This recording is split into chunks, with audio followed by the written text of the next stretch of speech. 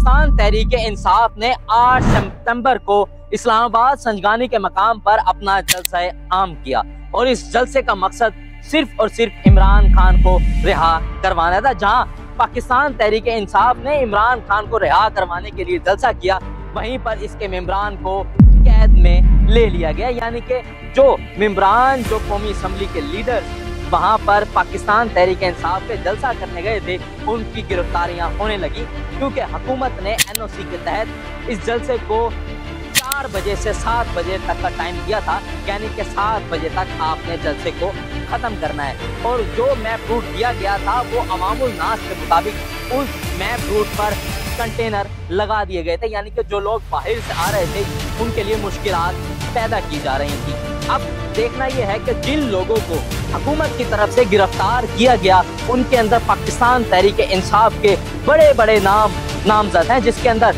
शेर अफजल मरवत, बैरिस्टर गौहर अली, जैन कुरैशी, आमिर डोगर और साहबजादा हामिद के अलावा और भी मेंबरान कौमी असम्बली शामिल हैं। लेकिन इनको गिरफ्तार किया तो किया, लेकिन सबसे बड़ी दुख और अलमनाक की बात यह है कि इनमें से बेशतर को कौमी असम्बली के अंदर से गिरफ्तार किया।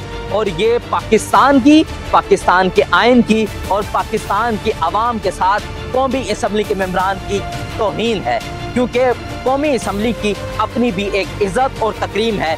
वहाँ पर 5 डाले घुसाकर और सिविल के अंदर लोग आए जिन्होंने अपने नकाब किया हुआ था, वहाँ से कौमी असम्बली के मेंबरान को जो पाकिस्तान तहरीक इंसाफ से मुंसलिक हैं उनको गिरफ्तार कर लिया गया। चले, आपने NOC पर टाइमिंग मेंशन कर दी और जलसा जो है देर से हो गया। अगर हम जमहूरी हुकूमतों की बात करें तो पूरी दुनिया में किसी भी मुल्क में ऐसा नहीं होता कि जहाँ पर कोई जलसा और कोई तकरीर हो उसकी टाइमिंग फिक्स कर दी गई है। लेकिन आपकी हुकूमत है, आप कुछ भी कर सकते हैं। लेकिन बात यह है, जब कौमी असम्बली में से मेंबरान कौमी असम्बली को उठाया जा रहा था तो वो लोग सिविल के अंदर थे।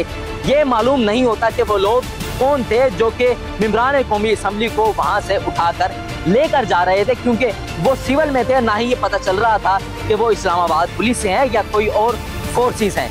लेकिन यहाँ पर बात ये होती है कि जब कौमी असम्बली से उनको निकाला गया तो कौमी असम्बली की जो चाबियाँ थी वो किसके पास थी, और वहाँ पर जो लाइटें बंद कर दी गई थी वो लाइटें किसने बंद की थी, ये मुद्दा है कि उन लोगों को पकड़ा जाए। अब देखना यह है कि पूरे जो पाकिस्तान तहरीक इंसाफ के लोग हैं वो गमे गुस्सा की हालत में है। और जो चेयरमैन कौमी असम्बली है उन्हें 24 घंटे के बाद जाकर पता चला कि ये तो कौमी असम्बली की तौहीन हो गई है, और उन्होंने दोबारा कौमी असम्बली के मेंबरान को बाजियाब करवाया। पाकिस्तान तहरीक इंसाफ की आवाम और पाकिस्तान तहरीक इंसाफ की जो मेंबरान है वो इंतहाई गमो गुस्सा में है। चलें, अगर हम बात करें कि पाकिस्तान तहरीक इंसाफ के मेंबरान को कैद कर लिया गया और उसके बाद जब चेयरमैन कौमी असम्बली को पता चला और उन्होंने कहा जी ये तो कौमी असम्बली की जो तौहीन हुई है, उसके बाद वो सब बाजियाब हो गए। लेकिन इन सब के पीछे जो एक चीज़ है जिसने पूरे पाकिस्तान को देखने पर मजबूर किया तो वो शेर अफजल मरवत की गिरफ्तारी थी।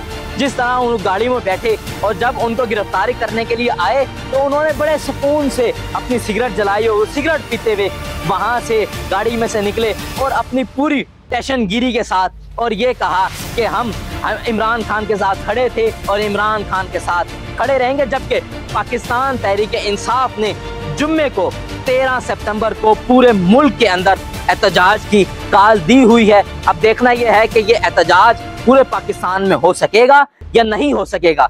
क्या पाकिस्तान तहरीक इंसाफ के मेंबरान और पाकिस्तान तहरीक इंसाफ की आवाम इमरान खान को रिहा करवाने की कोशिश कर रही है, हो सकेंगे या नहीं हो सकेंगे?